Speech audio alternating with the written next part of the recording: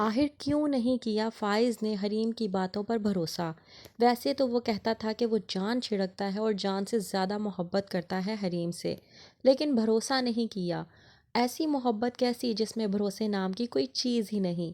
حریم کہتی ہے کہ میرا فائز سے رشتہ جڑا، میرا فائز کے ساتھ گزرا ہوا ایک ایک لمحہ اتنا قیمتی گزرا کہ میں لفظوں میں بیان نہیں کر سکتی۔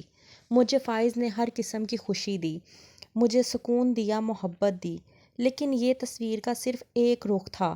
دوسرا رخ جو تھا وہ یہ تھا کہ اس رشتے سے مجھے ذلت و رسوائی ملی، تذلیل ملی، جھوٹ ہونے کا تمغہ ملا، یہاں تک کہ فائز نے میری کسی بھی بات پر بھروسہ نہیں کیا۔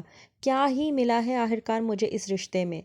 یہاں پر فائز اپنی ماں کے چنگل میں پوری طرح سے پھنس چکا ہے۔ جو کچھ اس کی ماں نے اس کو دکھانا چاہا اس نے وہی دیکھا، اس نے اپنی نظروں سے اپنے بھروسے پہ اپنی بیوی کو نہیں دیکھا۔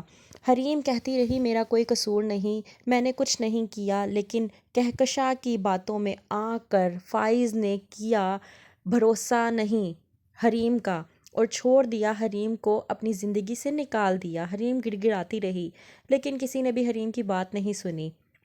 یہاں پر کہکشاں نے کروا دیا ہے ناصر کا بری طرح سے ایکسیڈنٹ، اور اس سے دھمکی بڑا فون دے کر کہتی ہے کہ اپنی چوٹوں کو چھوٹا اور معمولی مت سمجھنا، اسے سہلاتے رہنا، کھجاتے رہنا، تاکہ تمہیں یاد رہے کہ تمہارا پالا اس بار کم عقل اور بیوقوف لڑکی سے نہیں پڑا۔ حریم جا رہی ہوتی ہے نوکری کی تلاش میں، آخر ہو چکی ہے مجبور نوکری کرنے کو، لیکن جب وہ جا رہی ہوتی ہے تو راستے میں ناصر کی نظر پڑتی ہے حریم پر، اور وہ اسے روک کر کہتا ہے کہ مجھ سے شادی کی ہوتی، اگر میری بارات واپس نہ بھیجی ہوتی تو آج عیش کی زندگی گزار رہی ہوتی۔ حریم اسے جواب میں کہتی ہے کہ تمہارے جیسے ذلیل انسان کے ساتھ عیش کی زندگی گزارنے سے بہتر ہے کہ تپتی دھوپ میں گرم ریت پر چل لوں، کم از کم منزل کے ملنے کی امید تو ہوگی۔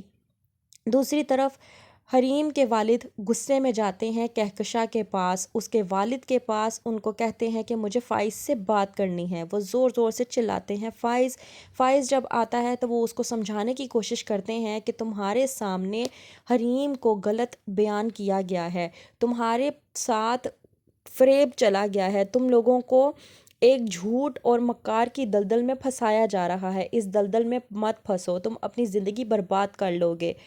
فائز کہتا ہے کہ بس بہت ہو گیا، میں بہت بیوقوف بن چکا ہوں آپ کی اور آپ کی بیٹی کی باتوں میں، اب میں کسی کی بات پر بھروسہ نہیں کروں گا، یہاں تک کہ اب مجھے خود پر بھی بھروسہ نہیں رہا۔ کیا ہوگا آگے دیکھتے رہیے ڈرامہ سیریل خمار۔